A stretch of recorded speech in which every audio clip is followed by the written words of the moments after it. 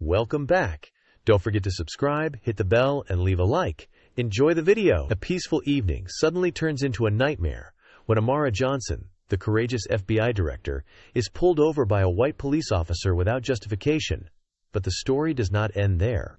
Sarcasm, threats, and a gun drawn in the dark of night fuel the flames of injustice and racism. What the police officer does not realize is that the woman he is confronting is not only a powerful figure, but also a symbol of justice. It was dusk when Amara Johnson drove her sleek black SUV down the quiet road leading home after a long day at work. As the director of a large FBI branch, she was looking forward to a cozy dinner and a few hours of relaxation with her favorite book. But fate had another challenge in store for her tonight. Red and green lights flashed behind her, the reflection in her rearview mirror making Amara squint. A siren blared, instructing her to pull over. A smirk crossed her lips, not out of amusement, but out of sarcasm. She hadn't violated any traffic laws. The car was traveling at the correct speed, and her turn signals were used properly each time she turned. Amara took a deep breath, pulled the car slowly to the side of the road, and stopped. She turned on the headlights to ensure everything was clear, a habit ingrained in her as a black woman living in America. Not because she didn't believe in the law, but because she understood that sometimes the enforcers were not fair. A tall white man in a police uniform approached from behind, his demeanor authoritative and somewhat unsettling. He knocked on Amara's car window, his eyes filled with suspicion. Amara rolled down her window, her expression calm and professional. "Hello, officer. How may I assist you?" she asked, her voice soft yet firm. The police officer, Daniel Carter, squinted at her for a lengthy moment before responding. "Driver's license and registration." "What happened? Can you tell me why you stopped the car?" Amara asked again, trying to keep her tone neutral. Daniel shrugged.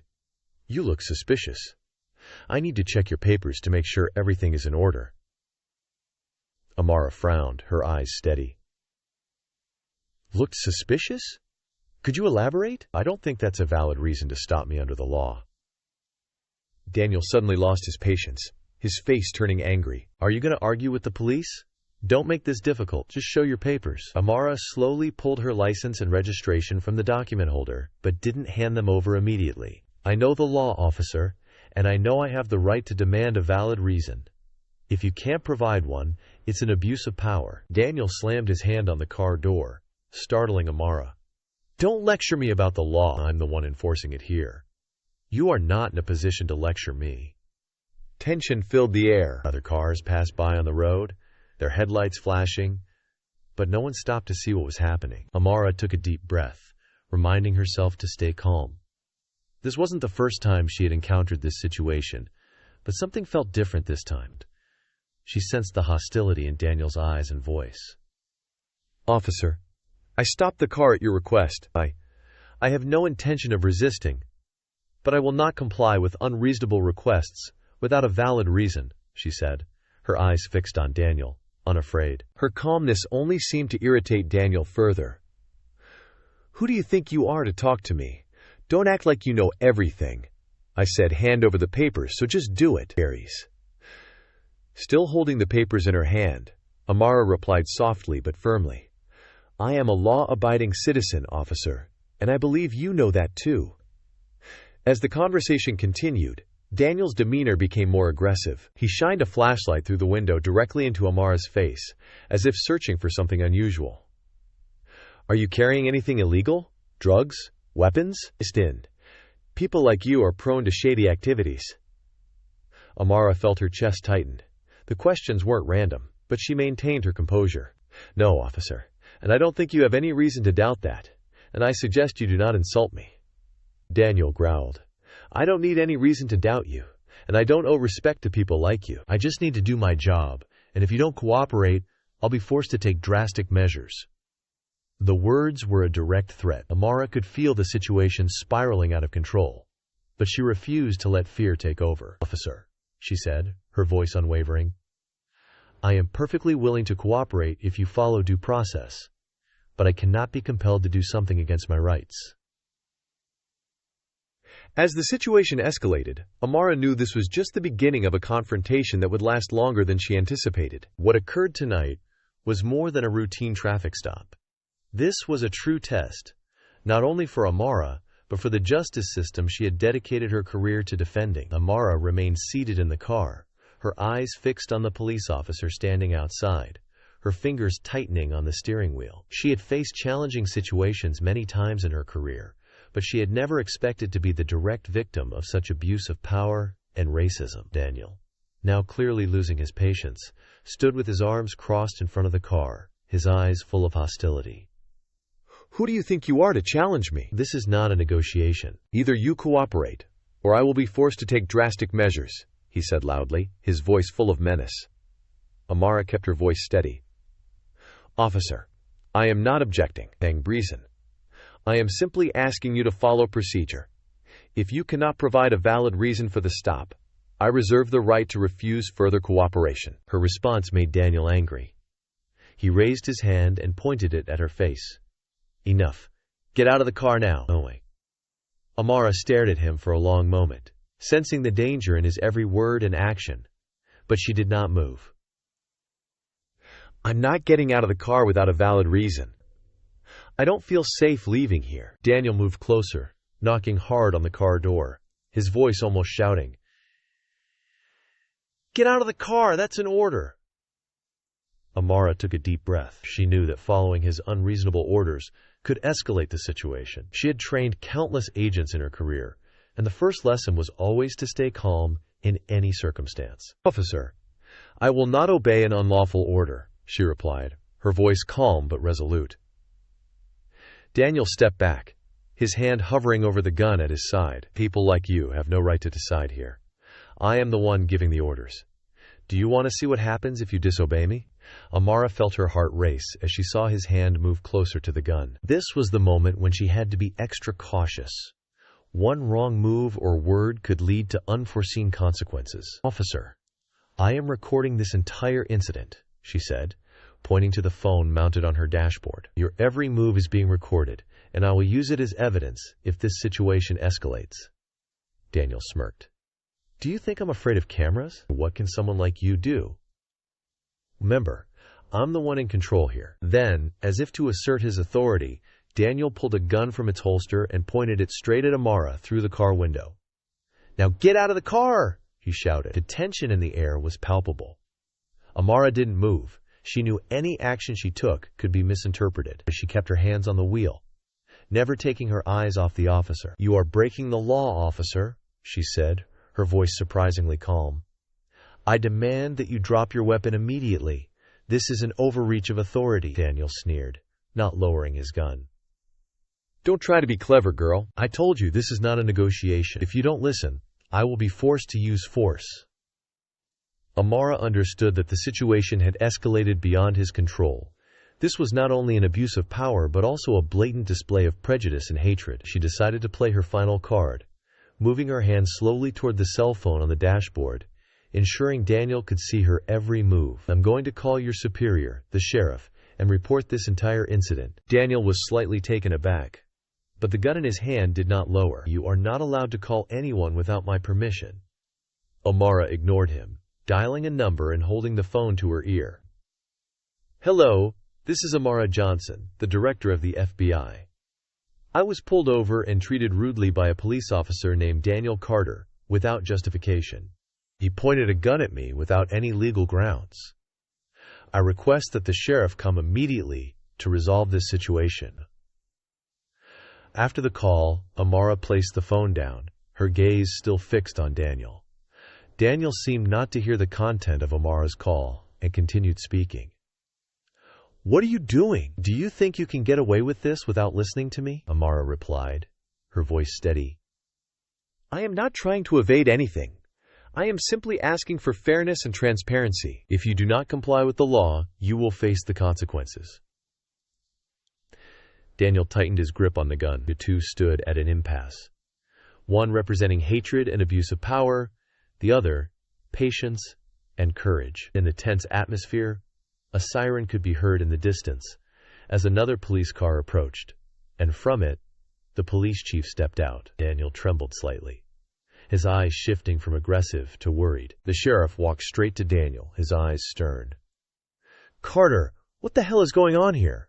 Put the gun down. Amara remained silent, waiting for Daniel's response. This was the moment when the truth would surface. Daniel turned around, bewildered, as he faced his superior, Pierre's gun. He immediately lowered his gun and attempted to regain his composure. "Sir, she is not cooperating. I asked her to exit the car multiple times, but she refused, and even recorded everything to threaten me." Quote, the sheriff frowned. You think that's a good reason to pull out your gun? This is a serious abuse of power, Carter. Do you know what you're doing?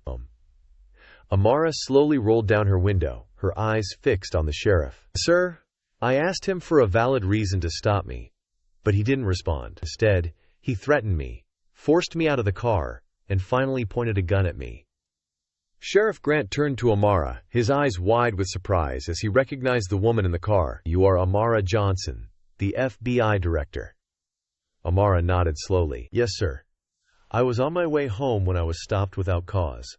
I tried to cooperate within the law, but Officer Carter's actions were beyond acceptable. He also repeatedly insulted me. Grant froze for a moment, then shifted his gaze to Daniel, who was pale. Don't you recognize her? This is the director of the FBI. You just made a terrible mistake, Daniel stammered, trying to come up with an excuse. I don't know, sir. She didn't present the proper paperwork. I was just following procedure. Grant sighed heavily, his voice turning cold.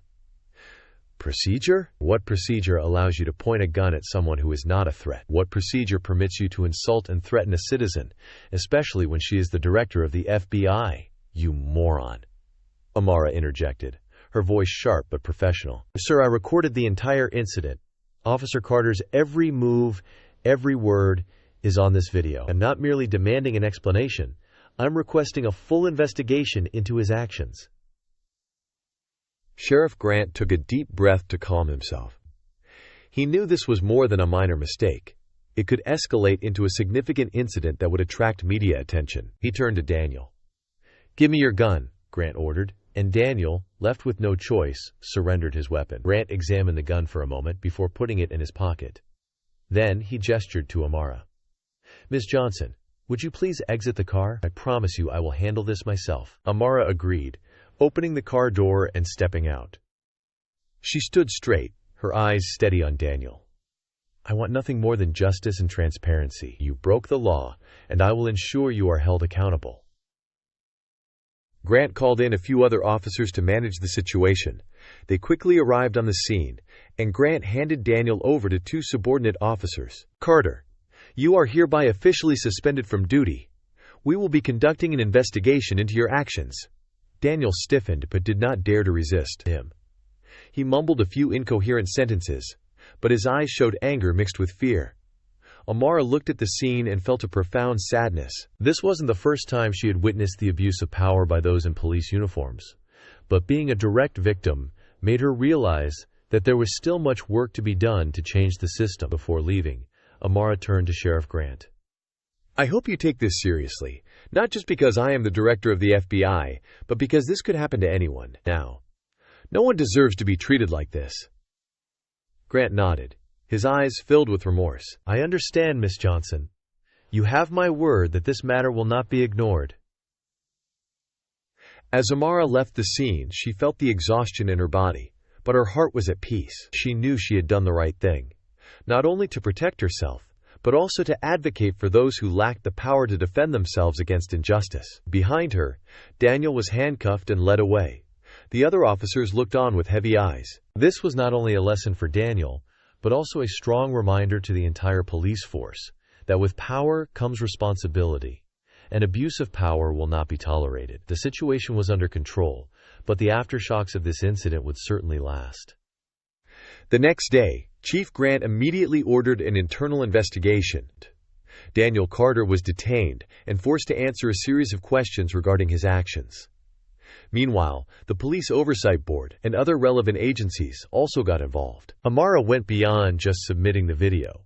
She provided evidence of Daniel's abusive words and actions. At a press conference, she stood before dozens of reporters and declared, "This is not merely a story about me, an FBI director who was treated unfairly.